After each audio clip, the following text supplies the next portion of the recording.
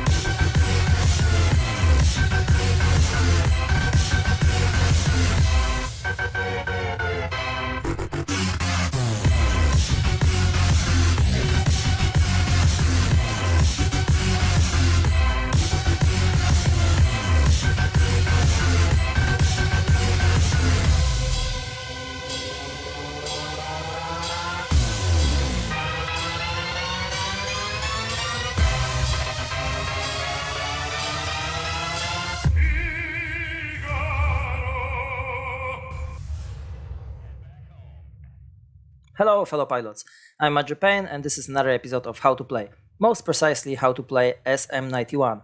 It's Italian Tier 7 heavy fighter, available in a set of missions currently in a game and also in a premium store. On World of Warplanes website, plane is in European tech tree, so we can change the nation and train any pilot, which is an advantage.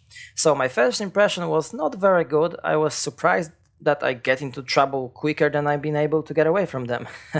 I never had so many occasions to implement crash trap tactic.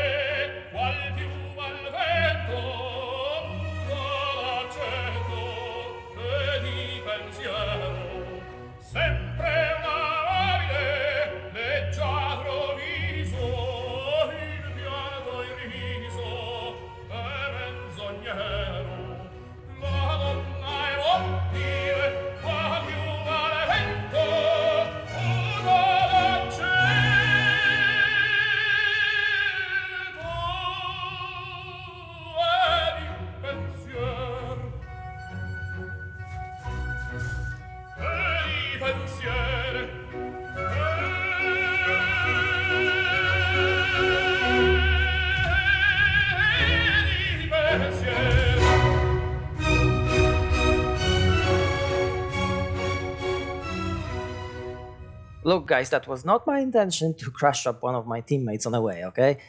Shit happened. Now, let's get back to SM.91. This plane is very difficult to play. I have to say that this requires a lot of skills and a lot of situational awareness and very specific build, which I'm going to show you, to take most from this machine. It's very important, but let's first start with the basic parameters and let's talk about guns first. So we have 5 20mm cannons, and those cannons are mounted in a nose section, so we have like something like laser accuracy in it, and as you see, 780 meters of range is very good, like good start at least. So we can increase that even more. Now, we have also tail gunner here, which on paper look really good, but believe me, it's gonna be very difficult to use that. Just take a look. Ready, set, go!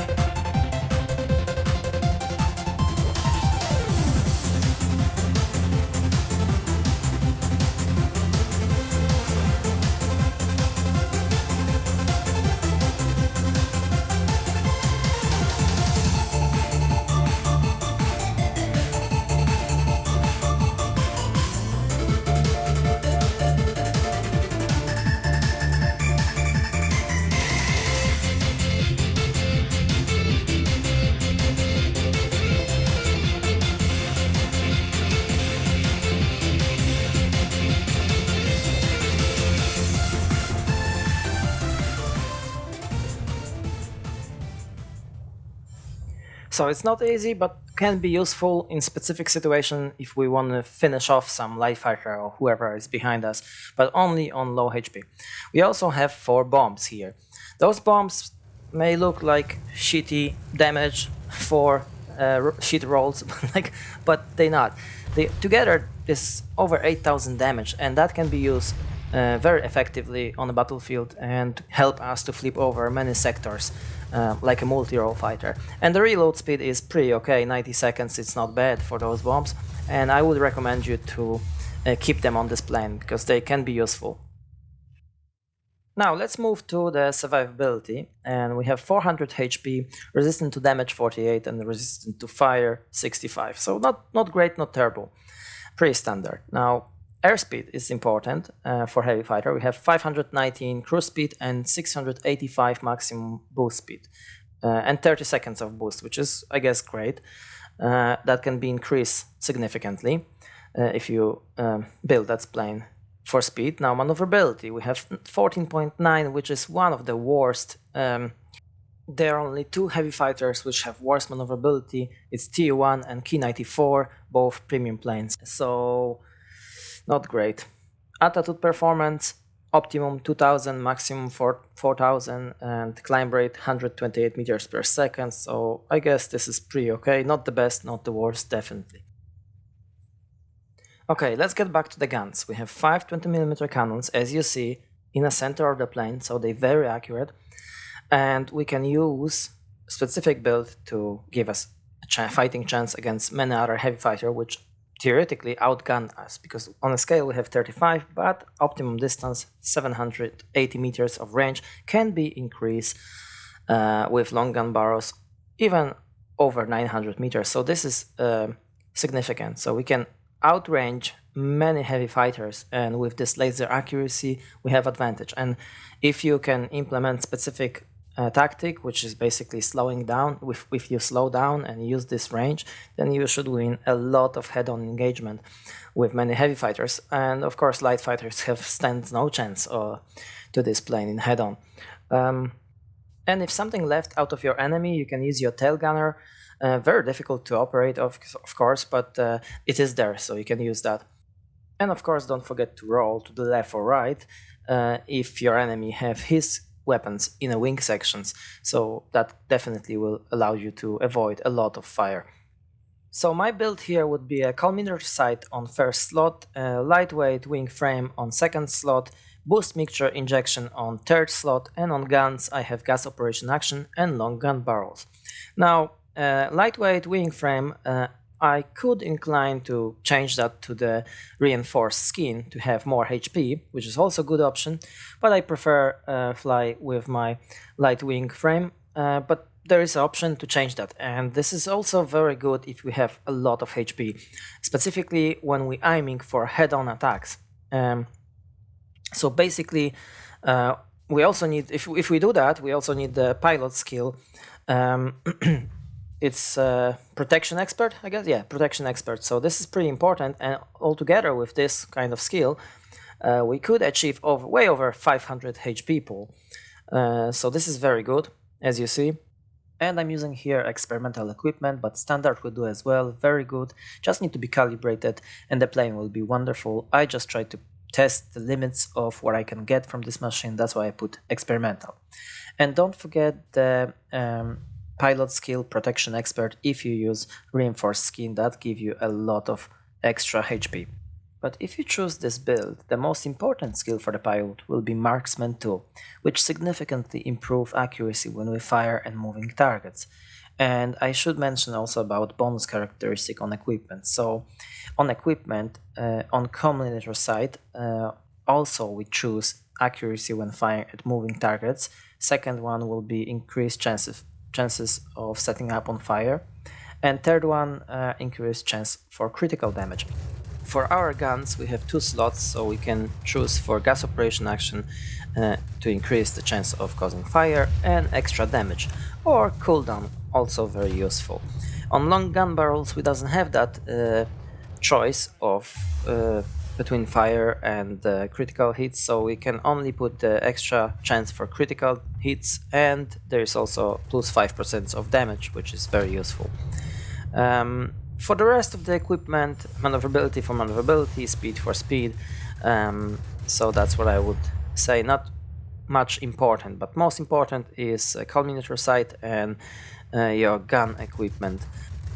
And setting up on fire in this plane is so important because even though we engage the targets at long distance, yeah, but still, when we engage light fighters, they may survive this one pass. Like in this case here, this is multi-roll, but he catch up fire right away, yeah? I managed to destroy him, but if that wouldn't be a case and he get behind me, but he will be with fire, then the fire may finish off him, yeah?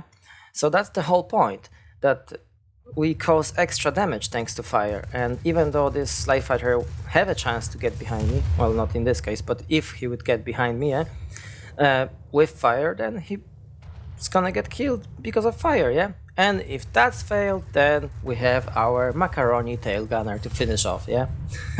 So that's how we should play this.